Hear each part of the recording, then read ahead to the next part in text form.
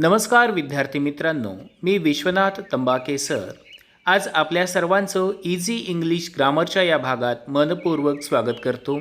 आज आपण या भागामध्ये इयत्ता 9वीतील मराठी माध्यमाच्या इंग्रजी विषयातील सर्व कवितांचे ॲप्रिसिएशन ऑफ द पोयम हा भाग पाहणार आहोत. Now let us see some important tips. आता काही महत्त्वाचे मुद्दे पाहूयात. 1. You will be given the full textual poem or a part of the poem in the activity sheet along with the poem. तुम्हाला ही कविता किंवा कवितातील काही कडवे मुद्द्यांच्या माध्यमात दिले जातात, ते व्यवस्थित वाचून काढायचे आहेत. Read the poem and points that have been given for guidance. हे दिलेले जे काही कविता असेल किंवा कवितेचे मुद्दे असतील ते तुम्हाला अगदी मार्गदर्शनासाठी दिलेले आहेत, ते व्यवस्थित वाचून काढा. Based on the points, write an appreciation of the poem. Make sure that you cover all the given points. या मुद्द्यांच्या आधारावर ॲप्रिशिएशन ऑफ द पोयम पूर्ण करायचं आहे. त्याचबरोबर सर्वच मुद्दे इथे वापरले गेलेले आहेत याची मात्र खात्री करून घ्यावी. Now let us see next point. There are 8 poems in the 9th standard English course book. You should read the appreciation of the poem and practice regularly. या इयत्ता 9वीच्या इंग्रजी टेक्स्टबुकमध्ये एकूण 8 कविता आहेत. या सर्व कवितांचे ॲप्रिसिएशन ऑफ द पोयम लिहून घ्या, पाठ करून घ्या आणि नियमितपणे त्याचं वाचन करा. या पुढील point. This question should be given in question number 3B. It is for 5 marks. हा जो ॲप्रिसिएशन ऑफ द पोयमचा प्रश्न आहे तो प्रश्न क्रमांक 3B मध्ये 5 गुणासाठी विचारला जाणारा आहे. चला तर मित्रांनो, आता काही पॉईंट्स आणि त्याचे मराठीत अर्थ समजावून घेऊयात. प्रथम टायटल. सर्वप्रथम कवितेचे शीर्षक लिहावे, हे अर्ध्या गुणासाठी दिलेले असते. पॉईंट 2. पोएट किंवा पोएटिस. या भागात कवी किंवा कवयित्रीचे नाव लिहावे. काही कवितेच्या शेवटी असे नाव नसते, तेव्हा तेथे ॲनोनिम्स असे दिलेले असते. याचाच अर्थ एखाद्या अज्ञात म्हणजेच अननोन व्यक्तीने ती कविता लिहिलेली असते. हा भाग अर्ध्या गुणासाठी विचारला जातो. त्यानंतर थीम किंवा सेंट्रल आयडिया म्हणजेच कवितेचा विषय किंवा मध्यवर्ती कल्पना. दिलेल्या कवितेचा मुख्य गाभा किंवा विषय, या कवितेतील मुख्य कल्पना, मुख्य विचार किंवा घटना लक्षात घेऊन विद्यार्थ्यांना 2 किंवा 3 ओळीमध्ये मध्यवर्ती कल्पना लिहायची असते. हा भाग 2 गुणासाठी विचारला जातो. त्यानंतर यापुढचा चौथा पॉईंट आहे राईम स्कीम म्हणजेच यमक. यमक हे कवितेतील प्रत्येक ओळीच्या अखेरीस येत असतात. त्यांचे ध्वनी म्हणजेच उच्चार सारखे असतात. अशा कवितेतील नियमित यमक योजनेलाच राईम स्कीम असे म्हणतात. हे rhyme scheme AA, BB, CC, ABAB, ABCB यासारख्या अक्षरांचा उपयोग करून घ्यावी लागते. जर दिलेल्या कवितेत राईम स्कीम नसेल तर तेथे फ्री वर्स म्हणजेच मुक्त छंद असे लिहावे. हा भाग 1 गुणासाठी विचारला जातो. यापुढील पॉईंट आहे 5वा फिगर्स ऑफ स्पीच म्हणजेच भाषिक अलंकार. कवितेचे भावसौंदर्य वाढवण्याकरिता कवी आपले विचार, कल्पना इत्यादी प्रभावीपणे मांडण्याकरिता सर्वसामान्य भाषा वापरण्याऐवजी वेगवेगळ्या अशा अलंकारिक भाषेचा उपयोग करतात. यालाच फिगर्स ऑफ स्पीच म्हणतात. हा भाग 1 गुणासाठी विचारला जातो. मित्रांनो, या कवितांचे आपण ॲप्रिसिएशन ऑफ द पोएम पाहूयात. 1.1 walk a little slower. Title walk a little slower. Poet or poetess. The poet is unknown. या कवितेत कोणत्याही कवीचं नाव दिलेलं नाही. Third rhyme scheme. The rhyme scheme of the stanzas is ABCB. या कवितेचे राईम स्कीम ABCB असे आहे. Figures of speech. या कवितेमध्ये ॲलिटरेशन म्हणजेच अनुप्रास अलंकार आणि मेटाफर म्हणजे रूपक अलंकार असे फिगर ऑफ स्पीच आहेत. Theme or central idea. The importance of the father as a role model is the central idea of this poem.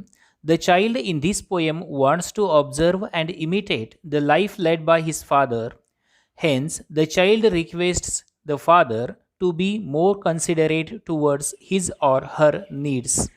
Now, let us see the next poem 1.3. Hope is the thing with feathers. या पुढील कविता पाहूयात. Title hope is the thing with feathers. 2.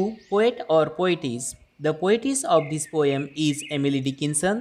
या कवितेचे कवयित्री Emily Dickinson या आहेत. Theme or central idea. The central idea of the poem is the role played by the hope in our lives. According to the poetess, hope, the little bird that nests in our soul, keeps us going even in the most difficult of times and demands nothing in return. Next, point 4, rhyme scheme. The rhyme scheme of the first two stanzas is ABAB, whereas in the third stanza it is ABBB. Number 5, figure of speech. In this poem, there is a personification figure of speech. या पुढील कविता unit 2.1 comparisons. Title. The title of the poem is comparisons. Comparison म्हणजेच तुलना. Poet or poetess. The poem is written by an anonymous. It means unknown poet. ही कविता एका अनामिक कवीनं लिहिलेलं आहे, म्हणजेच या कवितेमध्ये कोणत्याही कवीचं कवयित्रीचं नाव नाही. थीम और central idea. The central idea of this poem is given in the last but one line of the poem. The poem celebrates the diversity in the universe. The poem also reminds us that all sorts of people and things are needed to make our world beautiful. Next, point number 4, rhyme scheme. The rhyme scheme of the first 6 stanzas is ABCB. The last stanza has 6 lines and its rhyme scheme is ABCBDB. And the last one, figure of speech. In this poem there is a simile figure of speech. आता यानंतरची कविता please listen, कृपया ऐका. Title. The title of this poem is please listen. Poet or poetess. The poem is written by an anonymous. It means unknown poet. ही कविता सुद्धा एका अनामिक कवीनं लिहिलेलं आहे. Theme or central idea. The central idea of the poem is the need of an adolescent to be heard patiently. The poem also reflects on our habit at giving advice for offering help without hearing out the problems of teenagers fully. Next, rhyme scheme. There is no rhyme scheme. This poem is an example of free verse. या कवितेमध्ये कोणत्याच प्रकारचे यमक जुळणारे शब्द नसल्यामुळं याला free verse असे म्हणतात. Figures of speech. Repetition and alliteration. These are the figure of speech in this poem. या कवितेमध्ये रिपिटेशन आणि ॲलिटरेशन या प्रकारचे फिगर ऑफ स्पीच वापरले गेले आहेत. आता यापुढे युनिट 3.1 कोरमंडल फीचर्स या कवितेचे ॲप्रिसिएशन ऑफ द पोएम पाहूयात. First, title. The title of this poem is Coromandel Features. Poet or poetess. This poem is written by Sarojini Naidu. 3. Theme or central idea. The theme of the poem is that when human beings come together for a common purpose, no force or adversary can block their way. There could be risk in any challenging enterprise, but human progress depends on facing them courageously. Next, rhyme scheme. The rhyme scheme of the poem is AABB. या कवितेचे rhyme scheme AABB असे आहे. Figure of speech. There are simile and metaphor figure of speech used in this poem. या कवितेमध्ये simile आणि metaphor या अलंकाराचा वापर करण्यात आला आहे. Next, unit 3.3 to a butterfly. Title. Title of this poem is to a butterfly. Poet William Wordsworth. Theme or central idea. The speaker of the poem is a grown-up person who looks back to his childhood days. The sight of a butterfly reminds him of the pleasant childhood days he spent together with his sister, chasing butterfly on the countryside. This is the theme of the poem. Next point, rhyme scheme. The rhyme scheme of the first stanza is ABBCBCCB. The rhyme scheme of the second stanza is AABBCACCA. And the last point, figure of speech. In this poem, there are 2 figures of speech. These are inversion and tautology.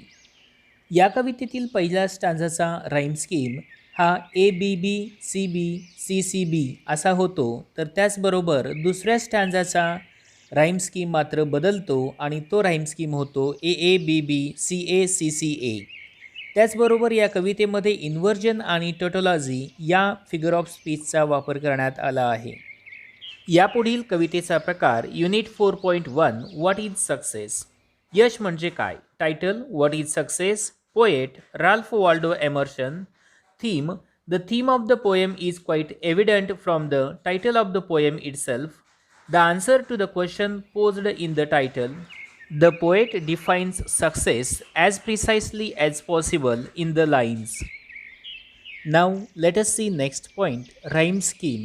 Free verse. It is free verse type of poem. Figure of speech.